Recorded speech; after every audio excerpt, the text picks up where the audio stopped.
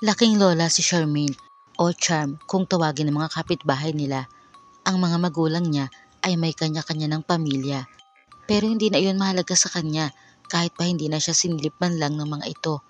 Ang tanging mahalaga ay ang lola niya na nanay ng tatay niya na nakasama niya mula maliit pa siya, si Lola Esther. Alam niya ang lahat ng hirap at pagod na pinagdaanan ng lola niya para lang mapalaki siya ng maayos. Kahit pa kadalasan ay nililibak ng mga tao ang lola niya dahil sa maruming itsura nito. Pag-uuling kasi ang tanging kabuhayan nila. Sa kabila ng kahirapan sa buhay ay meron pa ring mga tao ang lumalapit sa lola niya para mangutang. Kahit nakakarampot lang ang kinikita mula sa pag-uuling, ay pinagbibigyan pa rin ni Lola Esther ang mga humihingi sa kanya ng tulong. La, hindi naman po siguro masamang tumanggi kasi yung ipinahiram yung pera kay Aling Basya, di ba po pambili niyo yun dapat ng gamot? Hayaan mo na iha, ipaglaga mo na lang ako ng dahon ng guyabano, manghingi ka kay Mang Omeng. Pero Lola, sige na po. Hindi ka pa nasanay sa mga kapitbahay natin. Ako lagi ang takbuhan nila rito sa baryo noon pa man. Hindi ba? Hindi naman po kasi sila marunong magbayad ng utang. Paano naman po tayo? Ang mahalaga, nakakaraos tayo. Balang araw, aanihin din natin ang itinanim nating kabutihan sa kanila. Buntong hininga na lang ang magagawa ni Charm kapag ganun na ang sinabi ng lola niya. Ang ganong sistema nila ng lola niya ay nagpatuloy hanggang isang araw ay nagkasakit ng malubha si Lola Esther. Alam ni Charm na kailangan na matignan ng doktor sa bayan ang lola niya, pero hindi sapat ang perang hawak niya, kaya naisipan niyang singilin ang mga may utang sa lola niya. Naisip niyang kapag pinagsama-sama ang mga masisingil niya ay malaki na ang maitutulong nun para sa pagpapagamot ng lola niya. Ang kaso, bumalik ka na lang sa ibang araw, Charm. Wala pa kasi akong pambayad.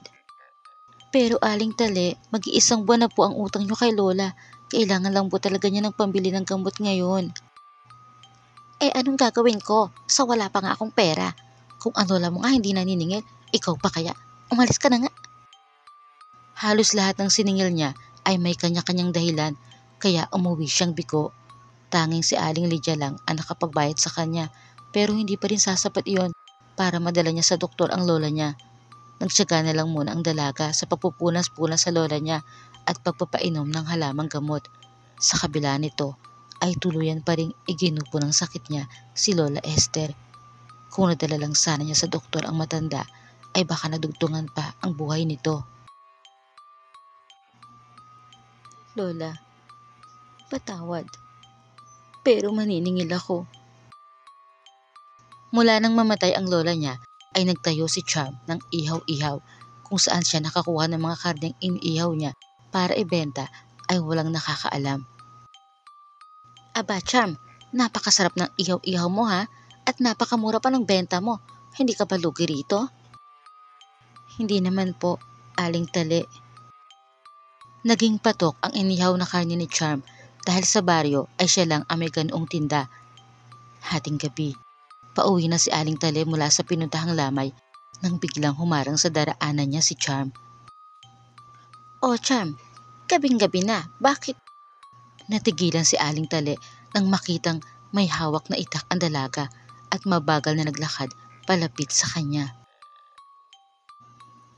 Sandali, anong gagawin mo?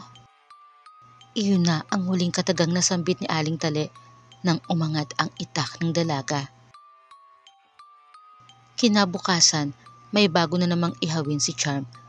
Halos maubos na niya ang mga may utang sa Lola Esther niya na mga hindi marunong magbayad.